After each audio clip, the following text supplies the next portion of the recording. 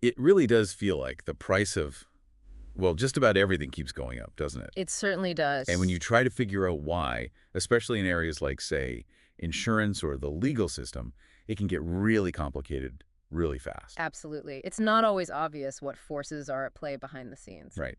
So that's kind of what we want to dive into today. We were looking at some recent comments from Evan Greenberg. He's the CEO of Chubb. Yeah, he gave a keynote recently. I think it was at the Risk and Insurance Management Society's conference down in Atlanta. That's the one. And he raised a really interesting and maybe pretty significant topic, third-party litigation funding. Okay, third-party litigation funding. Yeah. That sounds official. Let's maybe break that down a bit. For anyone listening who isn't familiar, what are we actually talking about? So basically, it's when an outside group, someone who isn't the person suing or the person being sued, or their lawyers even, they invest money into the lawsuit itself. Investing in a lawsuit, how does that work? Well, they put up the cash, maybe for legal fees or other costs, and in return, if the plaintiff, the person suing, wins a settlement or a court judgment, the funder gets a slice of that money. Ah, okay, so they're essentially placing a bet on the case being successful. You could put it that way, yeah. It's a financial investment in the outcome of a legal dispute. Kind of like venture capital, but for lawsuits. Got it.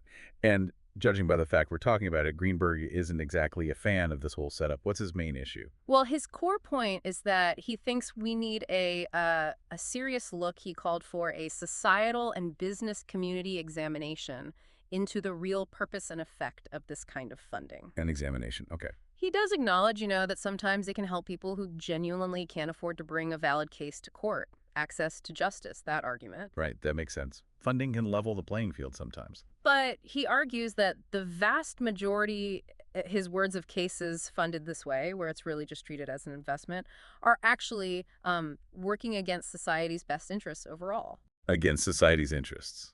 That's quite a claim. How so? What negative impacts is he seeing or predicting? His biggest worry seems to be focused on insurance, specifically casualty lines. That's the insurance covering liability if someone gets hurt or property gets damaged. Story?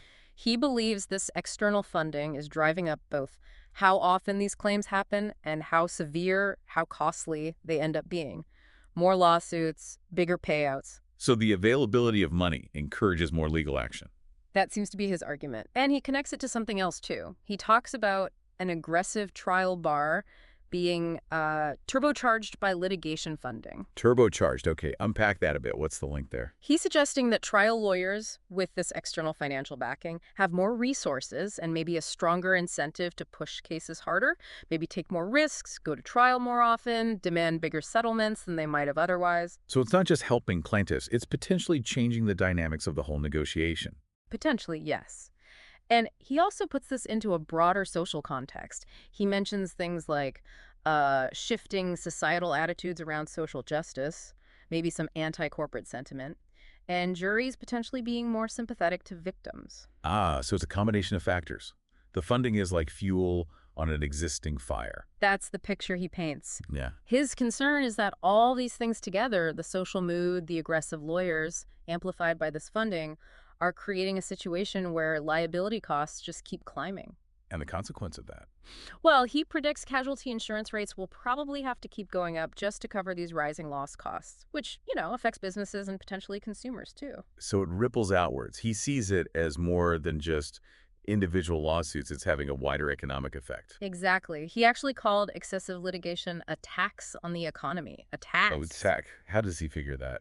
His point is that if businesses are constantly facing higher litigation risks and costs, they become more cautious. Maybe they spend less on innovation, on R&D, on creating jobs, because more resources are tied up in legal battles or paying settlements. It potentially slows things down. And he had some numbers to back this up, didn't he? Something about where the money in the tort system actually goes. Yes, he did. He pointed to some data from the U.S. Chamber of Commerce Institute for Legal Reform.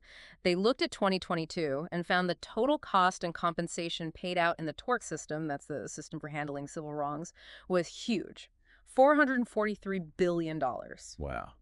$443 billion. That's a lot of money. It is. But here's the kicker. According to that data, only about 53 cents of every dollar actually ended up with the plaintiffs, the people who were actually harmed. Wait, only 53 cents. Just over half. Just over half. So where does the rest go? The other, what, 47 cents? Well, you have to figure legal fees, administrative costs, and presumably a share going back to these third-party funders if they were involved. That disparity is pretty stark. It really makes you wonder about the efficiency of it all and who's really benefiting the most. It certainly raises those questions. That figure highlights how much of the cost doesn't directly compensate the injured party.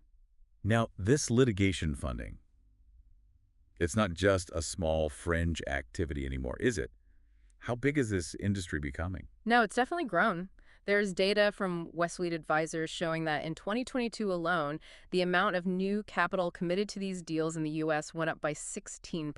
16% in 1 year. Yep, reaching a total of $3.2 billion invested just in that year. $3.2 billion. That's serious capital flowing into this space. It really shows the scale and the rapid growth we're talking about. It's a significant financial industry now. So given all these concerns he's laid out, what does Greenberg think should be done about it? What's his proposed solution, or at least the first step? He's quite direct. He's calling for new legislation. And his starting point, his immediate priority, is disclosure laws. Disclosure laws. Meaning what? Meaning laws that would require plaintiffs to reveal upfront if their lawsuit is being funded by a third party and who that funder is. Ah, transparency. What's the thinking behind that? Why does he think disclosure would help? His reasoning is basically about letting everyone know who has a stake in the outcome. He believes if a jury, for example, knows that an outside investor stands to profit significantly from the verdict, it might change how they view the case, the motivations involved, whose interests are really being served. Interesting. So shining a light on the financial interests involved. That's the idea. And I gather he doesn't think insurance companies should just jump into this game themselves. Like if you can't beat them, join them. No, he dismissed that pretty strongly. He had a colorful phrase for it, called it sort of like eating your own seed corn. Eating your own seed corn, meaning it's self-defeating. Exactly. He sees it as fundamentally counterproductive, not a real solution, not an effective hedge against the problems he thinks this funding creates in the first place. Okay. And presumably he expects some pushback on these disclosure law ideas. It sounds like it could shake things up. Oh, absolutely. He anticipates resistance. He knows there will likely be opposition to mandatory disclosure. From funders, maybe? Plaintiff lawyers? Likely from various groups who benefit from the current system or believe disclosure could harm plaintiffs' cases. That's why he ended with a pretty strong call for the American business community to kind of band together and push for these changes, unite against the practice, as he put it. Right. So if we try to sum up Greenberg's position, he's essentially sounding an alarm, isn't he? He really is. Seeing third-party litigation funding as this major force that's potentially inflating litigation, driving up insurance costs, acting as a drag on the economy, all amplified by this aggressive legal climate he describes. Correct. And his main prescription, at least for now, is transparency, mandatory disclosure of who's funding the fight. It paints a picture of this tension, doesn't it? Right. Between, the need for access to justice on one hand. Which funding can sometimes provide, as he acknowledged. Right. And on the other hand, the potential for the legal system itself to become this sort of investment asset class, with consequences that he argues are bad for society overall. That's the core tension he's highlighting, yes. The potential negative externalities, you might say. It's definitely a complex issue. There are clearly potential benefits to this funding for people who might otherwise be shut out of the legal system. But Greenberg's points and that data about where the money goes, it certainly gives you pause. Makes you think about the bigger picture. It really does. The implications for the insurance industry are clear from his perspective, but also for businesses generally, and ultimately for the economy we all operate in. So thinking about this deep dive, it really leaves you considering the long game, doesn't it? With this industry growing so rapidly, what are the potential long-term effects? Exactly. What does this mean down the road for individuals trying to pursue a claim, for businesses trying to manage risk, for the courts themselves? Yeah, what does the future of litigation finance look like? And what other questions should we be asking as this evolves? Definitely something to keep an eye on.